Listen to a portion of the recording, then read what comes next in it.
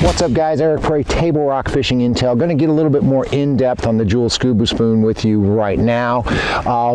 This is where we're going to start talking about fishing this bait vertically. How we fish it, how we set up the electronics, what we do to actually catch fish in the wintertime and in the summertime fishing the Jewel Scuba Spoons vertically. Got it. That feels pretty good. Ooh, feels real good actually.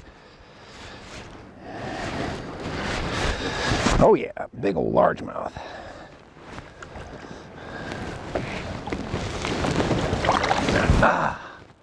There we go. That's a little more like it right there. That's a little more like it. Good largemouth, good fish. Jewel Scuba Spoon, about 50 foot deep. Right on top of a tree. Let's see if we can get another one.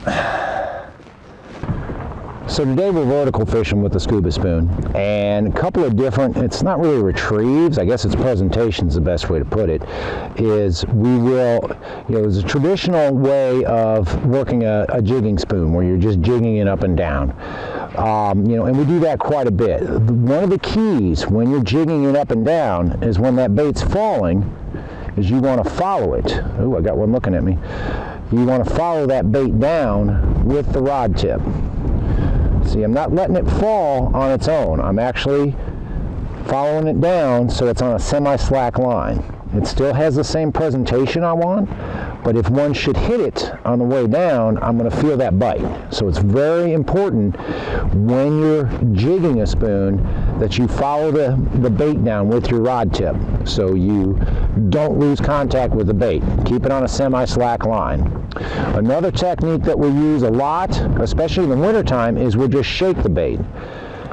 And I'm just sitting here just barely shaking it, moving the rod tip maybe 2 or 3 inches at most, and I'm just shaking it.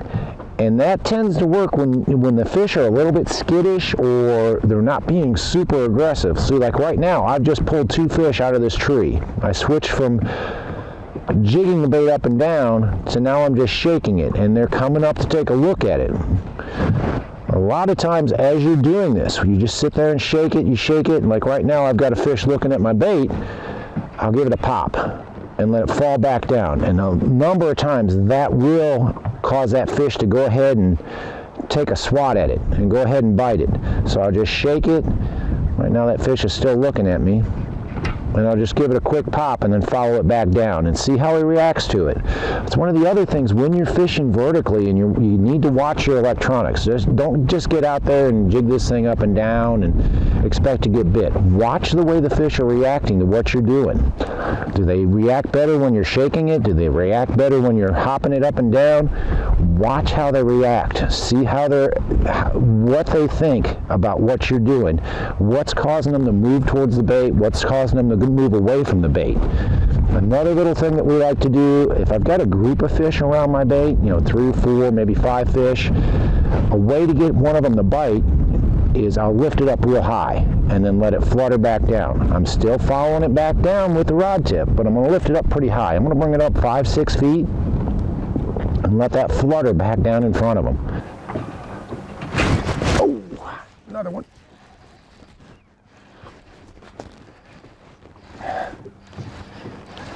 I don't think he's as big as that last one. Nope, good spot though. Big old fat spotted bass on a Jewel Scuba Spoon. That will work. Look at the belly on that dude. Dang, that is a good fish on the Scuba Spoon. So one of the things guys always tell me or say is I can't see my bait on my screen. The number one reason is going to be you're not dropping it in the cone. You've got a cone that's down there, and it's similar to thinking about a flashlight that's pointing down at the ground.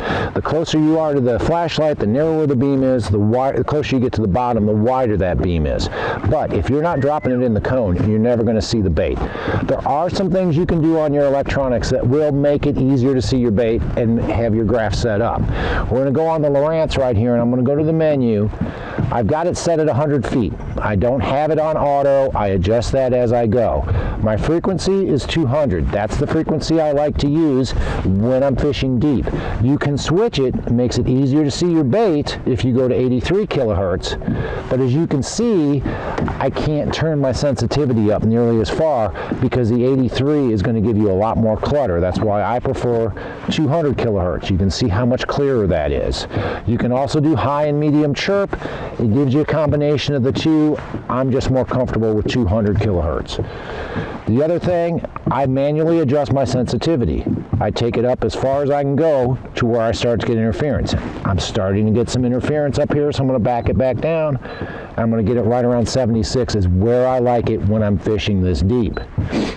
The biggest thing that I always tell guys, color line, that's up to you. Do what you want. Color line, the thing I want, I keep my noise rejection on low, surface clarity on low, ping speed is on max. That's how many times it's pinging up and down. The biggest thing is scroll speed. I always crank mine up as fast as it'll go. I want those returns coming back to me as fast as possible. It gives me real-time sonar. One last thing. When you get into your more options, this right here is called A-scope. It's basically real-time sonar. Have your A-scope, some graphs call it amplitude scope. Have your A-scope turned on. That will give you real-time sonar so you can see your bait falling through the water column a lot faster. That really is going to give you guys a few tips, a little bit better idea how to set your electronics up to be able to fish deep, to fish vertically the way we're fishing today.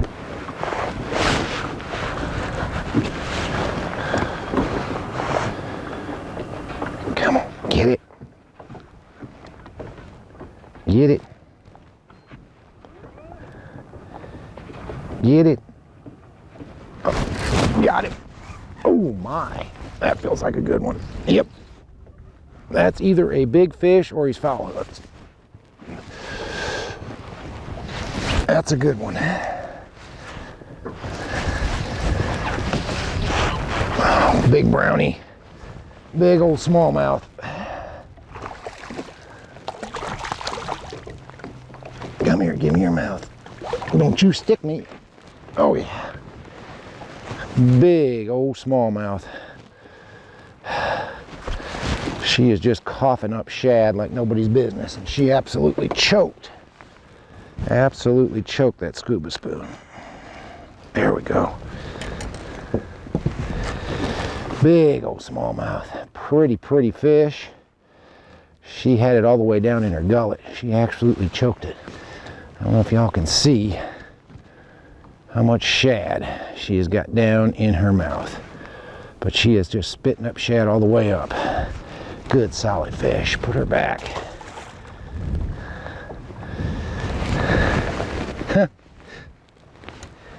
Give you an idea how much shad she had on her. Oh, shad hanging off of my hook. She had that many shad in her mouth. Unbelievable. So we've been back in here for about 15 minutes and we've caught all three species, all on Jewel Scuba Spoon. So guys, hopefully that shows you how we fish this bait vertically, what we're doing to find these fish and present the bait directly in front of the fish and get them to bite. As you saw, it's a little bit easier if you've got shad around, but it does show you how we catch the fish fishing it vertically on table rock. Next video, we're going to show you how we catch them casting the bait and fishing it horizontally. Not necessarily just throwing it right at nothing, but throwing it at fish, catching it, pitching it in the docks, that sort of thing. Give you a little bit more detail on how we catch fish horizontally with a Jewel Scuba Spoon. Remember, if you're looking to buy your Jewel Scuba Spoons, you need to go to jewelbait.com. They've got them in stock. They've got them ready to ship. They'll ship them out. You spend more than $50 with jewelbait.com, you get free shipping. So keep that in mind as well. And don't forget about the fish tools. They've got the fish tool boxes, a subscription box that you can sign up to get actual baits you can catch fish with on Table Rock sent to your door every month. Again, this is Eric Prey, Table Rock Fishing Intel, giving you more tips to catch more fish on Table Rock Lake.